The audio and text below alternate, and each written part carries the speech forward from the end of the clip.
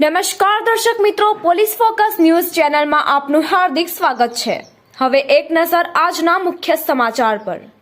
જામનગર શહેર ખાતે રાજ્ય સરકારના માર્ગદર્શન હેઠળ રમતગમત, યુવા અને સાંસ્કૃતિક પ્રવૃત્તિ વિભાગ, ગાંધીનગર અને સ્પોર્ટ્સ ઓથોરિટી ઓફ ગુજરાત ગાંધીનગરના ઉપક્રમે અને જિલ્લા વિકાસ અધિકારી શ્રી રમા કે મંત્રા જામનગર દ્વારા સંચાલિત અને ઓમ ટ્રેનિંગ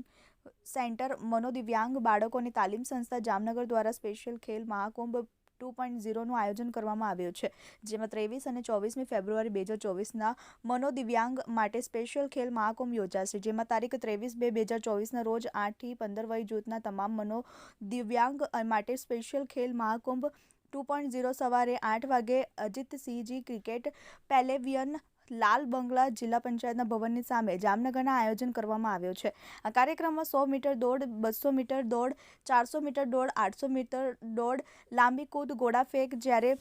લોઅર એબિલિટી માટે 25 મીટર દોડ, 50 મીટર દોડ, 50 metre walk, 100 metre walk, soft ball throw, સાયકલિંગમાં 500 મીટર ટાઈમ ટ્રાયલ, 1 કિલોમીટરની ટ્રાયલ,